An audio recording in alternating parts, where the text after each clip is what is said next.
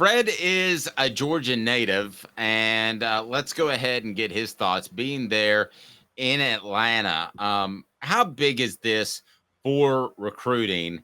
As obviously Tennessee's success to some extent lured you to Knoxville, and if not for that influx of Georgia talent, Tennessee never wins a championship in 1998.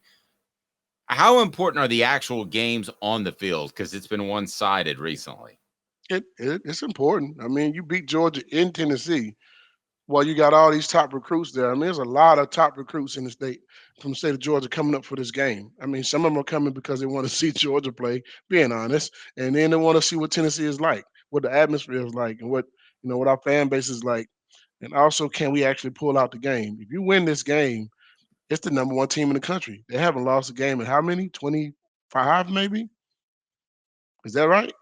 Yeah, they went 25 undefeated games or last something like that. They haven't lost any games, and they're going on a 3-year run where they just undefeated, man. I mean, so I'm looking at it from a standpoint of you can actually beat a team like that in your home stadium with all these recruits in there.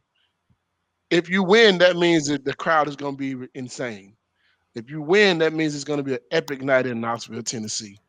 And having an epic night like that in Knoxville with all those recruits there, yes, it makes a difference. year. Would this be bigger than the Alabama game last year? Yeah, because these are the two-time defending champions. It would be bigger, in my opinion. I think they might put the goalpost in the in the river again. So I'm just saying No, I got you. it'll be amazing. I mean, you're beating the number one team in the country 2 years running. They've won two national championships back to back, and they're undefeated right now. So yeah, Yep. Fred, if you're looking for insurance coverage in the state of Georgia, how do people get a hold of you? they can give us a phone call at 770-381-0367.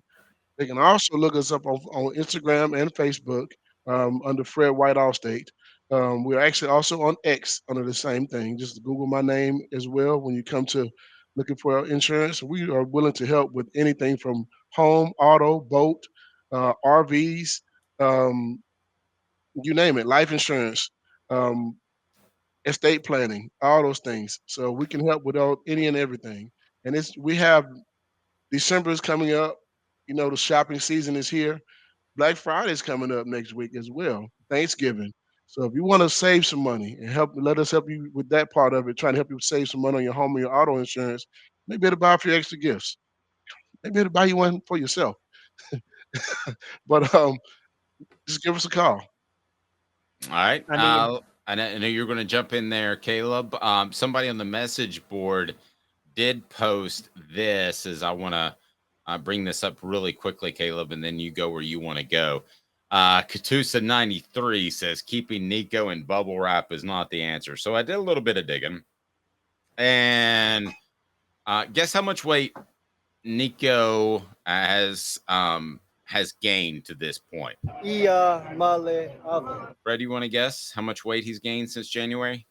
Probably 20, 25 pounds. You nailed it. 20 pounds. The guy is 20 pounds heavier. So he comes in to Tennessee at about 206. So we're talking about a guy who's about 226 now. Caleb, you've defended Nico and not playing because of his frailty. Does that change your thoughts whatsoever? actually, he came to Tennessee at 196. So Okay, so let's put him we're at like, two. yeah, You're we're looking right. at 200. So that was the ESPN's number, and I think they had it wrong as well. So you got him at, let's say it's 216 now. Yeah, 216. I still don't think that's where he needs to be. And I think he needs another offseason of conditioning before he's ready to start. And I think the coaches have been right to stick with Milton this year. And I think I think there was no reason to throw him out this year and risk long-term injuries. And Fred, people try to bring up Peyton Manning was able to come out and he was a lot smaller in 1994. But at the same time, the offensive line for Tennessee in 1994 was one of the best offensive lines in history. So I think that You're correct on that. You're correct on that. And they also had two stellar running backs in behind him, and little man Stewart and also Aaron Hayden. And your backup, your third string running back was Jay Graham. And you had receivers like Joey Kent and Corey Fleming and those guys. You had a whole group of guys who were veterans. Now, I think people don't pay attention to a lot of different things, and I had to go back and start looking at it myself. I know we jumped out to a really good, start with Josh and all those type of things. We won some games that we really didn't think we were going to win. We were excited to win those games, but then you look at what you lost. You lost a first round tackle, somebody you cannot replace. You lost a quarterback. You lost a receiver that was the best receiver in the country. And then you lost a receiver that was probably better than him if he doesn't get injured. So you lost three major key players on your football team. Not to mention that we don't have the same stockpile of talent that Alabama or Georgia had because they've been ranked in the top 5 every year when it comes to recruiting. We're just getting back to being in the top 10 in recruiting. So there's a little bit of a difference when it comes to those things. And I'm not trying to say we don't have talent on our squad. And to the original part of this conversation was about Nico. I'm happy that Nico has gained some weight. And I think, that's great. I look at it from the standpoint of, will he be ready next year? You don't burn a red shirt from a kid now. It doesn't make sense to. I mean, him playing in one game doesn't burn his red shirt. You saw what he could do in a game. Now you can build for the next season. And I think everybody knows what they saw, and we saw. I think a kid is going to be pretty good. But you got 2 games left. Finish this season out and get better. Did anyone think we were going to win a national championship this year?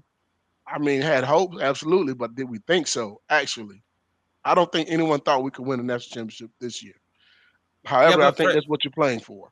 Fred, can I play devil's advocate for a second? If Nico needs his, and he was listed at 206 for the record on UT's website now, so they've got a mistake on theirs. I'll try to get the final weight, but anyway, he's up 20 pounds since he showed up at Tennessee. If they need a red shirt for Nico, I hate to say this, but he's kind of a bust. That's not a bust. Okay. Just because you're a 5-star don't mean you come in and be ready to play immediately. A lot of guys who come in, I don't like the star system. Name how many 5-stars become first-round draft picks. Not many. Yeah, not many. Not many. Not many guys come in as 5-star recruit and they're the first pick of the draft, or top 10 pick, or first-round pick, period. They're not. So I don't care what you did in high school. It's what you do in college. Everybody's good in college. In high school, everybody's not good. Sometimes you're just better than everybody else because you're the most talented in your area. That doesn't mean you're the best in the country. You got millions of players playing football all across the country. And somebody's going out and looking at these kids and saying, hey, if you come on my program, we're going to say you're a 5-star recruit. That don't make you a 5-star recruit. That means nothing to me. That's hogwash. Show me what you do when you get on campus. That's what back in the day when we played, guys would tell you, you're a freshman. You don't have a say in nothing. You come in and you do your job. As Philip Fulmer used to say, they go from prospects to suspects. And he didn't mean the legal system. He just meant you're suspect of whether or not they could play. Fred's appearance brought to you by Apparel Group Security Solutions, leadership experience, specializations, addressing problems through unique mission-specific mitigation techniques, making your children safer one school at a time. We're in private schools now. We're going to get in public schools. Go to your school administrator and say, you got to call Apparel Group Security Solutions. Let's avoid some of the tragedies that have marred our country in recent history. Also, we've had workplace issues, as you're aware of. We can make those safer as well. Herald Group Security Solutions. Tell them Off the Hook Sports sent you. Caleb? Fred, I wanted to ask you just generally, when you were at Tennessee, there was a different time. Tennessee was in a much better position than Georgia was. Tennessee didn't have, according to Mercedes Hamilton, a drunk for a head coach and and things like that. But even though it was a totally different era where I don't think at the time, I don't know if Georgia was as much considered a rivalry, was it still personal for you guys to make sure that you guys always owned Georgia specifically? Absolutely. Without a doubt. Hands down. Basically because how they botched some of our recruiting. I mean, you tell Jamal Lewis that you don't want him, you want Jasper Saints. You think Jamal Lewis didn't go into that game knowing he was going to outrush? I mean, he was going to try to give you every piece of what you thought he wasn't. I mean, Was Deon Grant, help same me thing. because that actually happened. And for those that don't remember Jasper Sanks, he was a good but not great tailback. Jamal Lewis was an elite tailback. But he was rated higher than Jamal Lewis. Go Yeah, figure that. So when we're talking about 5-star recruits again, I don't care what you did in high school. amen. Amen. The rating's one thing for guys like me to be off. That's one thing. But even Georgia, was it? I can't remember. Was it Drunken Ray Goff or was it Jim Donnan who decided to go Jasper Sanks over Jamal Lewis? That was I Drunken Ray think that Goff, may right? have been Drunken Ray Goff. Yeah, I think that was Drunken Ray Goff. I'm pretty sure. He was clearly drunk on that. Freddie's never Ray Goff again. He's Drunken Ray Goff forever and ever. Yeah, We're going to take that. We're going to take the title away from. I mean, Spurrier was the one who made up the title Ray Goof, and we're taking the funny title away from Spurrier. And so, I'd actually never heard of that one. Yeah, Spurrier in one of his little quips that he used to do in the 90s, he was at some booster meeting and he didn't know it would get out, and he referred to Ray Goff as Ray Goof to some people. But which, by the way, I think Spurrier missed Ray Goff more than anybody, because if anybody had fun just beating up on a coach, it was Spurrier having fun beating up on Ray Goff. But Fred, the reason in the future, obviously, we know the divisions are going away. We don't know who Tennessee's going to play annually, but how much does somebody like you really hope that Georgia stays on the schedule on an annual basis? I mean, how do you break that up? That's just like playing Alabama. It's like playing Florida every year. Why would you break up Georgia, Tennessee? That doesn't make sense. Because the SEC's, if they go to 9 games, they're only going to allow 3 permanent rivals. So, and I think they have to keep one of your permanent rivals. They apparently is Vanderbilt actually a rival though. I mean, they're going to keep Vanderbilt. State situation, but it's actually a rival. It's not a rival. I think you keep Alabama and Tennessee. You keep Georgia, Tennessee. I think that's more important than keeping Florida. Well, actually, I don't know how you get rid of Georgia, Florida, or Alabama. That's just ridiculous if you ask me. But I'm with you on that. I think the numbers are going to work against Tennessee.